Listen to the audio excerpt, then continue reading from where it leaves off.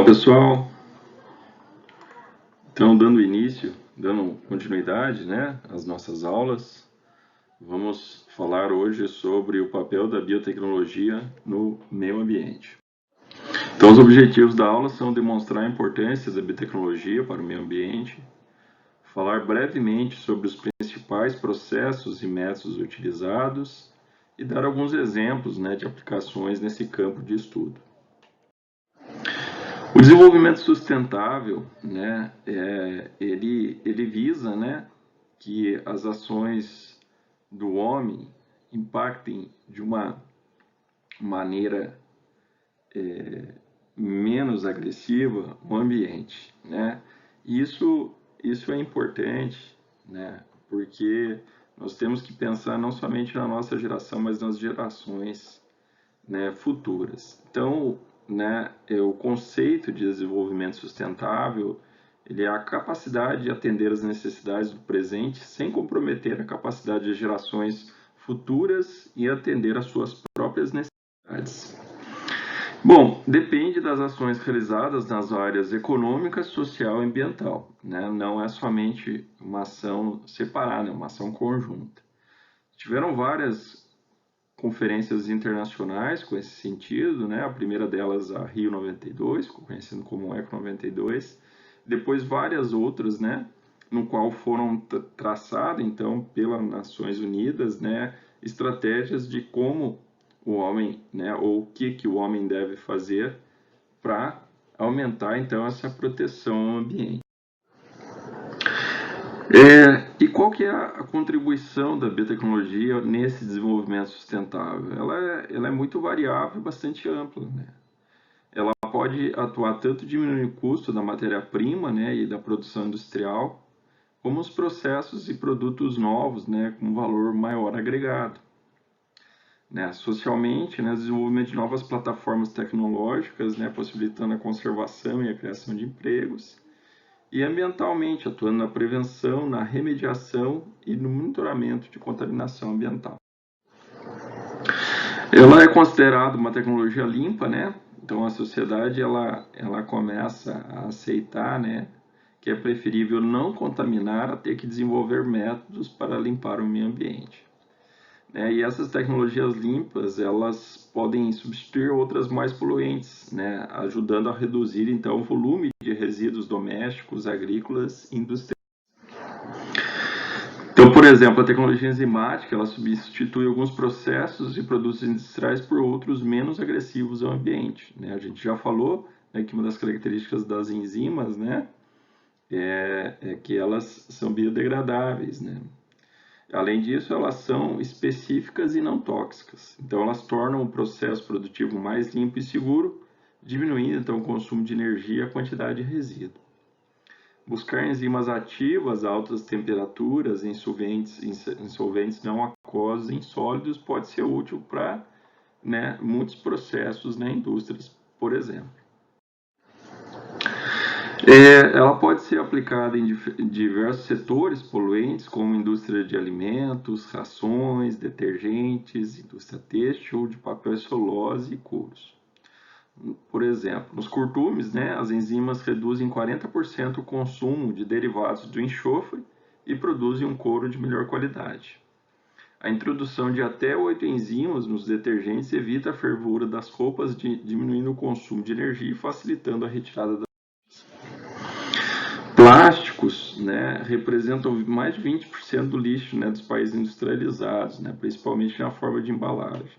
E eles permanecem por longo tempo na natureza e sua fabricação envolve matéria-prima não renovável, né, oriunda do petróleo, em um processo, né, poluente que gasta muita energia.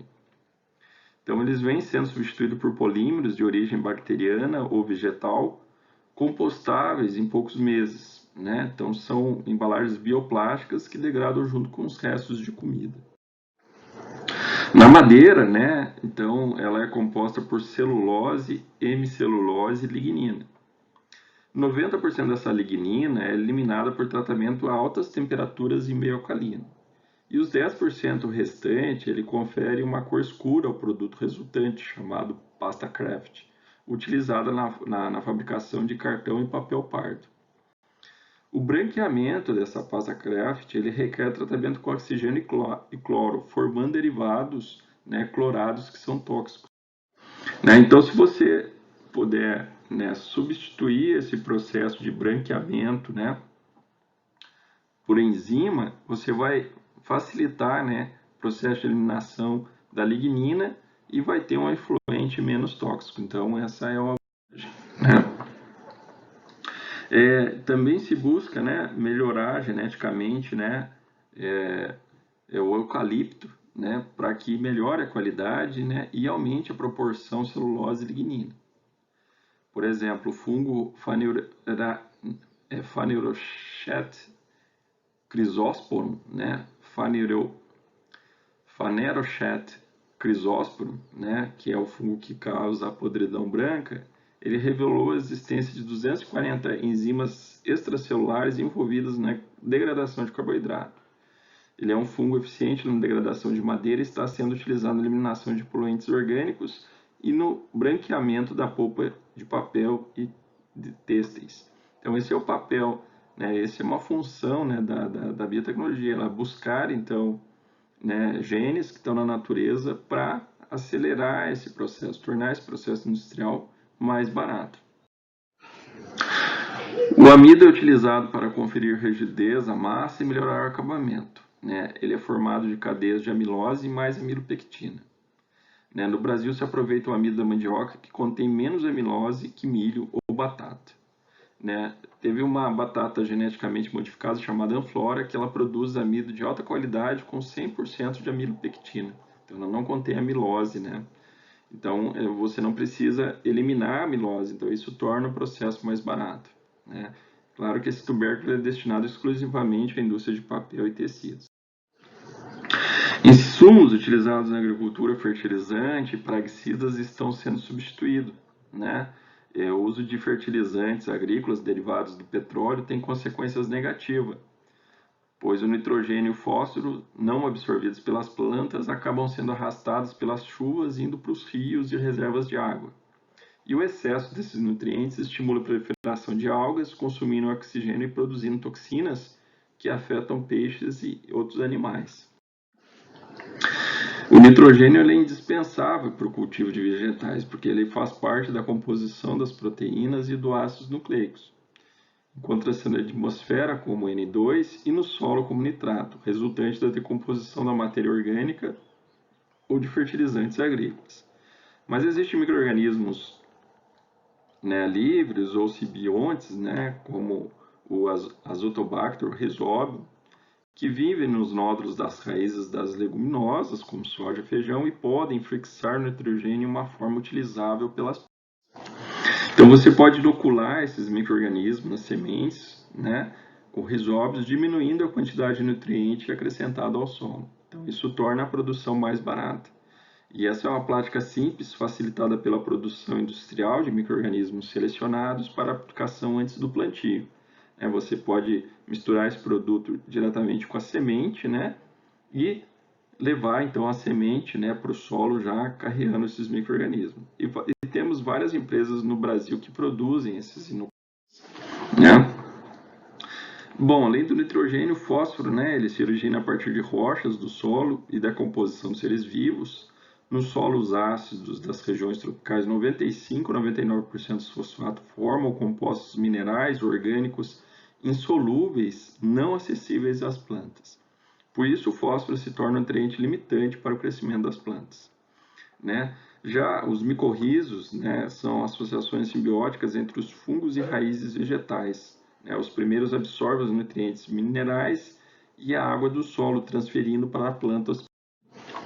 Então você também pode fazer a inoculação dos solos, né, um processo chamado de micorrização, né, que é uma tecnologia agrícola associada ao reflorestamento de pinos e eucaliptos, iluminando ou diminuindo a necessidade de acrescentar fósforo ao solo. Então isso também diminui o custo de produção. Muitas espécies de fungos micorrízicos são comestíveis e vários gêneros são comercializados a nível mundial. Outra causa, né, da liberação excessiva de fósforo no ambiente é a criação intensiva de animais. Suínos e aves não conseguem metabolizar o fitato, que é um derivado presente nas rações. Mas a complementação dessas rações com uma enzima, né, com uma fitose, tem um efeito importante no ambiente, porque ela reduz, então, em mais de 30% a quantidade de fósforo excretado, diminuindo a contaminação dos lençóis de água. A fitase ela pode ser produzida industrialmente por micro-organismos geneticamente modificados. A utilização de variedades selecionadas e a rotação de cultivos reduz a necessidade de aplicar pesticidas sintéticos, né? Então, você pode usar, né, um controle, né, um manejo integrado de pragas, né, usar outras espécies biológicas para fazer um controle biológico, visando a preservação das plantações, né, e evitando, né, que a produção de alimentos seja, seja atacada por pragas. E aí você vai substituir, então, esses praguicidas químicos por alternativas biológicas. Você vai usar outros micro-organismos, como bactérias, fungos e vírus, né? E esse controle biológico ele vem sendo aplicado, então isso diminui, né, a contaminação, né, o uso de pesticidas nas lavouras, né, diminui a contaminação do lençol freático, né, então, e também diminui o custo de produção, então tem uma série de vantagens de usar o controle biológico.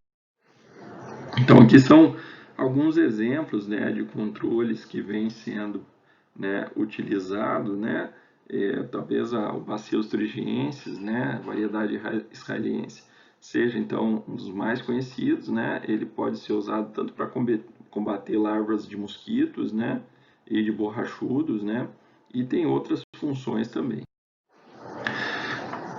Então aqui o Bacillus thuringiensis, né, ou BT, ele é utilizado como pesticida agrícola há mais de 30 anos, sem que suas toxinas tenham causado danos às pessoas, à vida silvestre ou à maioria dos insetos benéficos. Com o desenvolvimento da engenharia genética, os genes correspondentes, né, foram transferidos a várias plantas, né, milho, algodão, que produzem a toxina inserida. Né? Então você tem, né, o chamado milho BT, por exemplo. Né? Aqui no UFT a gente tem um professor que trabalha no organismo. Existem numerosos produtos à base de BT que são comercializados, né, já por empresas nacionais e estrangeiras, e a utilização do controle biológico baseado no conhecimento da ecologia dos agroecossistema constitui o que se denomina um manejo integrado de pragas. Então você vai usar uma série, né, de práticas agrícolas que vão, né, além de controlar as pragas, diminuir a intensidade. Então, né, você pode usar o controle biológico aliado com plantios de variedades comerciais e variedades, né, selvagens, né, fazendo rotação de cultura e várias outras práticas agrícolas que vão diminuir, né, e ajudar no controle dessas pragas. Então, por exemplo, né, se utilizam controle biológico, se utilizam feromônios, armadilhas e alimentos. Em Cuba, por exemplo, para o combate a essa espécie de besouro aqui, né, um gorgulho, que ataca a batata doce, né, então se pendura na plantação uma lata com feromônio, pulverizando ao redor esporos do fungo Balveria baciana, né? Então esses insetos eles são atraídos pelo feromônio, os machos se aproximam da lata e são contaminados por esse fungo que é mortal para eles, né? Mas é inócuo para os seres humanos, animais e plantas. Então essa é uma forma de controle biológico, né, desse gorgulho que ataca a batata doce. Bom, também a biotecnologia pode agir, né, reduzindo os resíduos. Então, a degradação do lixo, né, resíduos sólidos e o tratamento de esgoto, resíduos líquidos, são dois exemplos tradicionais de prestação de serviços da biotecnologia tradicional, nem sempre valorizados, apesar do imenso volume de matéria que transformam e de sua relevância para o meio ambiente. As populações microbianas mistas do ambiente degradam as substâncias orgânicas através de numerosas ações.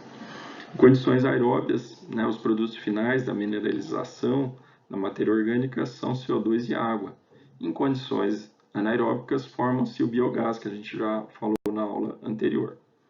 Na compostagem, né, que é uma etapa intermediária desse processo de mineralização, os micro-organismos do lixo degradam a matéria orgânica. E na biodigestão, a liberação de energia causa um aumento de temperatura que elimina, então, a maioria dos micro-organismos indesejáveis, sendo, portanto, um processo de sanitização importante. Né? Então, aqui, né, um exemplo de biodigestão aeróbica, né? Então, você tem o lixo, né? Essas partículas são fragmentadas, há um aumento de temperatura, né, a maturação e dá origem, então, CO2 e água e outras substâncias e um composto que pode ser utilizado como adubo, por exemplo. As condições do processo são otimizadas pelo controle dos parâmetros, né, relação carbono-nitrogênio, o oxigênio, a umidade e a temperatura. O processo pode ser conduzido em sistemas simples, como pilhas ao ar livre, ou complexos, como silos e bioreatores, sendo necessário, em ambos os casos, remover manual ou mecanicamente o material para assegurar a aeração durante o processo de biodigestão. O tratamento dos resíduos sólidos urbanos em usinas de compostagem substitui a incineração, o depósito em lixões e em aterros sanitários. Permite a reciclagem de metais e vidro. E a biodegradação aeróbica dos restos orgânicos os transforma em um composto utilizado no solo, reflorestamento e combate à erosão. A decomposição in natura do lixo nos aterros sanitários cria uma zona de anaerobiose onde se produz né? E também pode se tratar o esgoto, né? Então, o esgoto ele é formado de excremento, né? Fezes e urina, águas de uso doméstico, banho, lavagem de roupas e dejetos de origem industrial. Após liberado nos cursos d'água, o esgoto desestabiliza as populações microbianas que se multiplicam rapidamente consumindo oxigênio dissolvido e causando a morte de peixes e crustáceos, um processo chamado de eutrofização. Na biodegradação das águas do esgoto participam várias populações naturais, né, micro-organismos aeróbios e anaeróbicos. Né, os aeróbios, que são bactérias e protozoários, mineralizam parte da matéria orgânica do efluente. Já os anaeróbicos procedem à biodigestão dos lodos, permitindo a obtenção de biogás e a remoção de nutrientes como nitrogênio e fósforo, né, que nós já falamos que são malévolos, e que isso pode criar, então, que esses nutrientes podem criar um desequilíbrio ecológico. O tratamento do esgoto envolve métodos físicos, químicos, biológicos e o processo em 3 etapas, né? Então, geralmente, o esgoto pode ir para a fossa séptica ou pode passar, né, por tanques, onde vai haver um processo de sedimentação, depois ele vai para lagoas de oxidação, vai passar por filtros de gotejamento, geralmente é um filtro de areia e brita, né? Vai dar origem a um lodo, isso pode ir para um biodigestor, né, que vai ser tratado e vai dar origem, então, né, a um fluente, um resíduo sólido pode ser utilizado para outro fim. Ele passa por um processo de filtração que remove objetos grandes, lixo e areia. No tanque de sedimentação, a gordura sobrenadante é separada do lodo sedimentado que pode ser transferido a um biodigestor. O tratamento secundário envolve, então, o líquido efluente do tanque de sedimentação, que pode ser tratado por vários modos. Em lagoas de baixa profundidade, em filtros de gotejamento, em tanques de lodo ativado e em um segundo tanque de sedimentação. O tratamento terciário do esgoto é realizado para eliminar substâncias inorgânicas e orgânicas envolvendo procedimentos como a filtração, a volatilização da amônia e a precipitação do fosfato.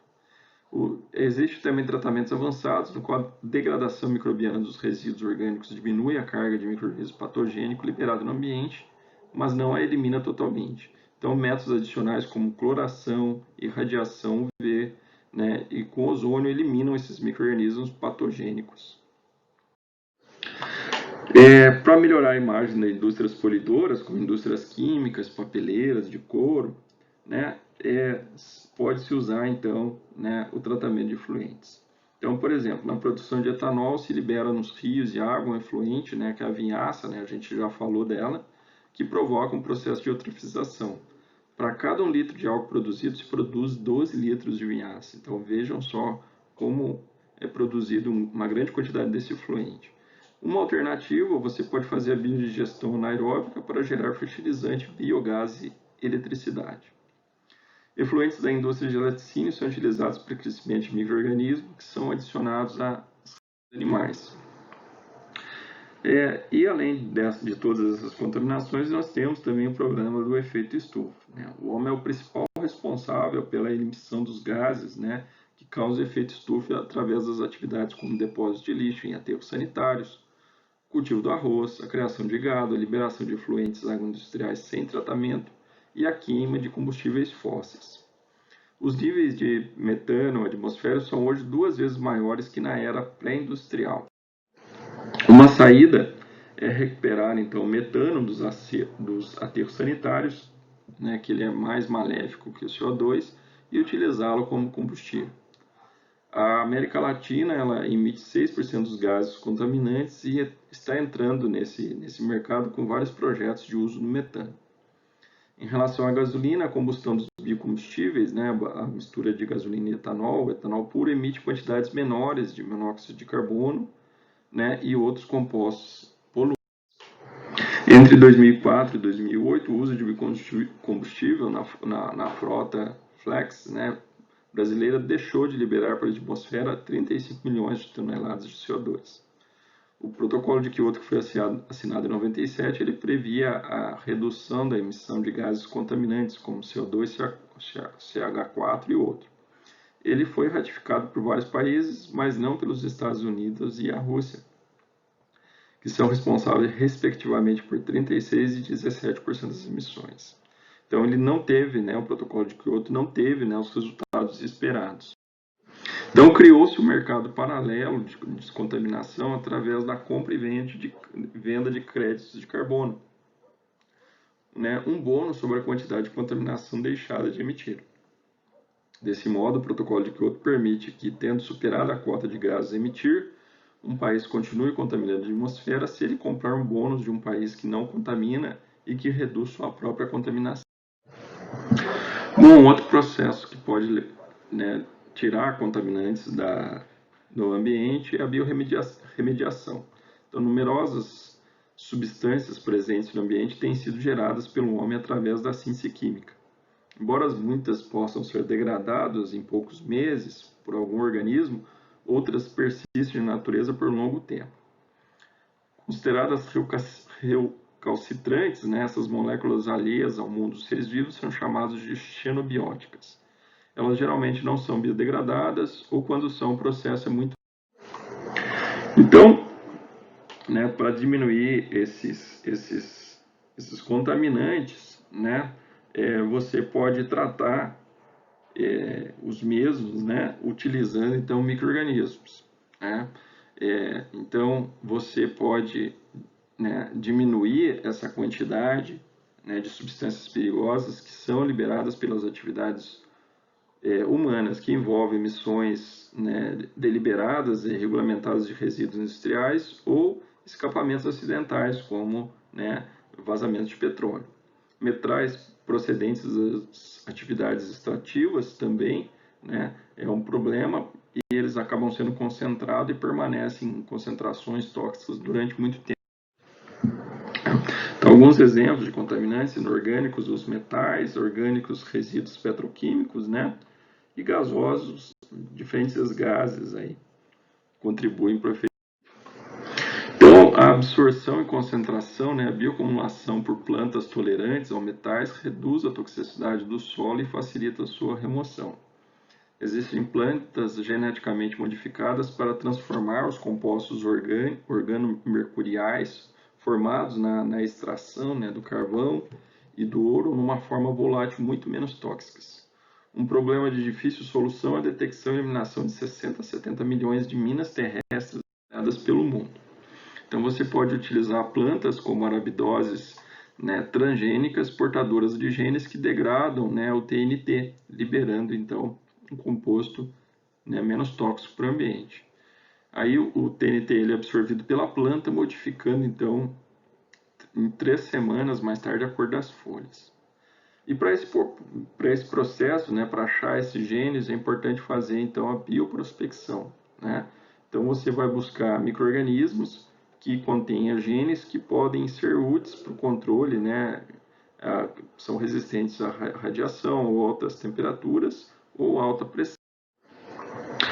Bom, métodos para retirar substâncias recalcitrantes do ambiente contemplam a construção de barreiras físicas, a lavagem ou ventilação do solo contaminado e sua destruição por incineração ou por biorremediação. A biorremediação nada mais é que o uso de agentes biológicos operando com menos custo e mais rapidamente. É necessário que o poluente seja transformado metabolicamente por alguns micro-organismos e os produtos finais sejam seguros e as condições ambientais favoreçam a atividade microbiana. Então você pode pegar micro-organismos do ambiente ou selecionados, colocar no meio contaminado, ele vai ser descontaminado, e você vai dar origem a novos produtos. Pode ser feito isso, pode ser feito de maneira in situ, ou seja, você vai colocar esses micro-organismos no mesmo local, e vai acrescentar nutrientes para estimular a ação desses micro-organismos, ou pode ser in situ, você vai tirar uma parte do solo e levar para algum lugar. Em ambos os casos, eles digerem o lixo perigoso, transformando em produtos inofensivos. Uma vez consumido o material tóxico, os micro-organismos morrem ou voltam ao seu nível populacional no ambiente. Também, você pode fazer isso de maneira in situ, que você vai remover o solo e transferir para um biodigestor.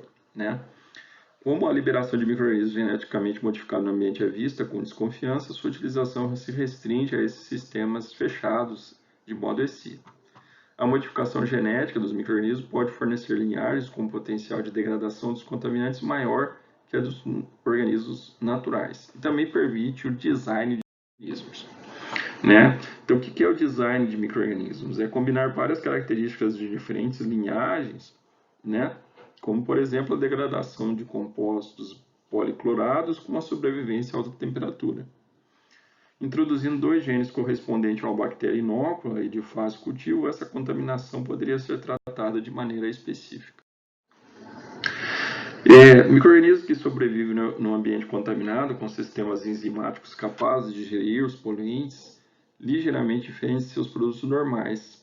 A essa propriedade, denominada metabolismo gratuito, possibilitou a descontaminação do rio Savannah, dos Estados Unidos, de TCE, utilizado na fabricação de armas. Então, despejado no solo, o TCE contaminou as águas subterrâneas, causando um problema ambiental de proporções. Então, se utilizou uma bactéria que metaboliza o CH4 e é capaz de degradar o TCE. Então, o que se fazia? Se bombeava CH4 no solo, a bactéria se multiplicava e, ao suspender o bombeamento, ela passava a degradar o TCE por um tempo, até que o bombeamento de CH4 se tornava novamente necessário. A repetição cíclica do processo reduziu a contaminação a um nível aceitável, tecnologia considerada viável do ponto de vista comercial. Bom, um dos problemas mais sérios de contaminação ambiental é o vazamento de petróleo. Já tiveram acidentes notórios nos mares e também em situações de guerra.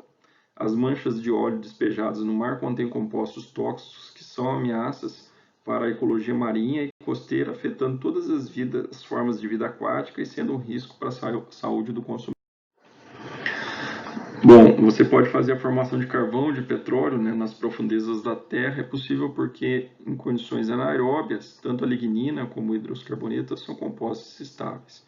Em condições aeróbias, ambos são degradados pelo micro-organismo do ambiente. O petróleo derramado no mar flutua na superfície e os componentes voláteis evaporam rapidamente. O restante é disperso com o movimento das ondas para o alto mar e até as zonas costeiras. O petróleo derramado ele é degradado pelos micro-organismos naturalmente presentes no ambiente, pobre em nitratos e fosfato. Por isso, deve-se acrescentar nutrientes aos dispersantes químicos, detergentes, ou às espumas de limpeza das rochas da costa. Até o momento, o solo de mais de 30 mil locais contaminados com petróleo proveniente de vazamentos de tanques de armazenamento já foram tratados por biorremediação. Uma das primeiras patentes, em 1971, serviu correspondente a uma bactéria projetada para degradar os componentes do petróleo, foi obtido, mas ela não teve êxito na remoção de petróleo do navio Exxon. A Alkinovarix borcumensis é uma bactéria capaz de metabolizar 70% dos compostos do petróleo.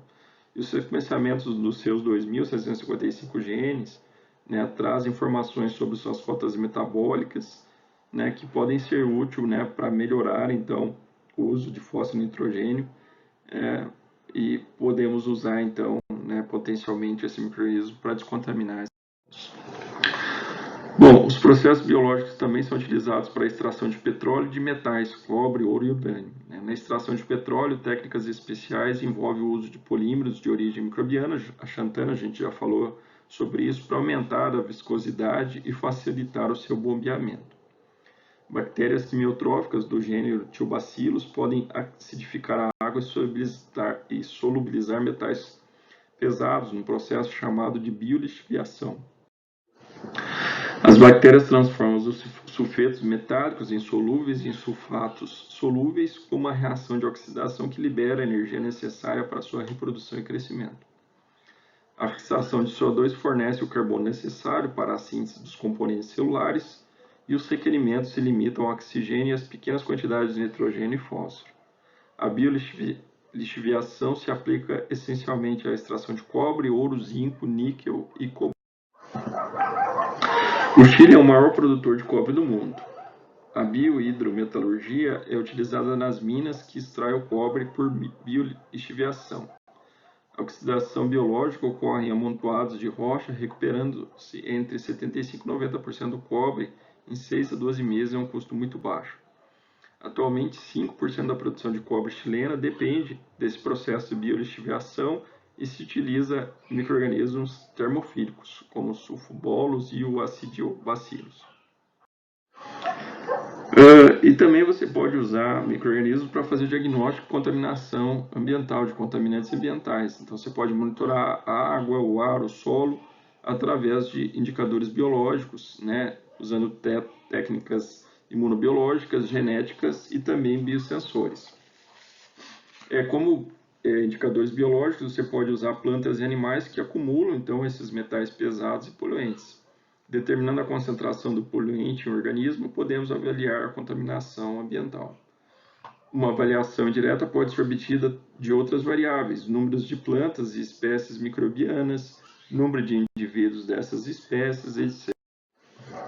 E você também pode usar técnicas genéticas, né, que são utilizadas na identificação das populações microbianas, pois a maioria dos micro-organismos não são cultiváveis in vitro. Então, as tecnologias de DNA permitem a identificação de espécies via, né, o RNA ribossômico, né? Então, você usa como o alvo, né, o gene RNA ribossomal 16S e pode identificar, então, essas populações microbianas presentes no ambiente. Também ajuda a monitorar as mudanças nas comunidades microbianas utilizadas na remoção do poluente. Se mede a expressão de genes, né, genes sensores, na presença de um contaminante. E você também pode usar técnicas imunobiológicas, né, no qual você vai utilizar anticorpos, marcadores ou associados a enzimas, né, para testar a presença desses contaminantes. Testes imunoenzimáticos que, através de mudança de cor, se mostram apropriados para testes de campo. Então, você vai lá, pega uma amostra de água e coloca lá uma fitinha. Se ela mudar de cor, é porque você tem a presença de um contaminante. E ele pode substituir, então, testes tradicionais como a detecção de coliformes na água. Diversos tipos de ELISA têm permitido, né, um monitoramento contínuo, automatizado e barato de pesticidas. Biosensores combinam diferentes componentes biológicos e eletrônicos imobilizados em um substrato na forma de um chip. Alguns são muito seletivos, outros são sensíveis a um amplo espectro de substância. Componente biológico pode ser uma enzima, um anticorpo ou um micro-organismo, que vão responder a um estímulo ambiental, né, que respondendo a um estímulo ambiental se verifica então a mudança de suas propriedades. Bactérias ou leveduras imobilizadas assinalam, né, a presença de uma determinada substância, seja porque ela metaboliza essa substância ou porque ela inibe o próprio metabolismo microbiano. A utilização de organismos geneticamente modificados, associando então um promotor do gene de uma enzima que reage com uma substância procurada, por exemplo, arsênico, com genes indicadores de luminescência, fluorescência ou produção de uma substância colorida, né, favorece então a construção de biosensores. Então aqui é um exemplo, né? Então você tem lá o seu substrato, que pode ser uma água contaminada, você tem uma membrana e você tem ali o biosensor imobilizado. Esse substrato vai reagir com o biodetector, originando um produto específico, e esse vai ser detectado, né, né, através de um sinal elétrico, pode ser amplificado, ligado a um circuito que vai, então, né, acender uma luzinha, mudar de cor, indicando, então, a presença desse contaminante.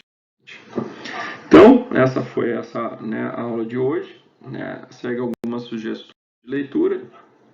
Né, não deixam de conferir no livro A Biotecnologia, o capítulo correspondente a essa aula. Eu gostaria de agradecer a atenção e até a nossa próxima aula.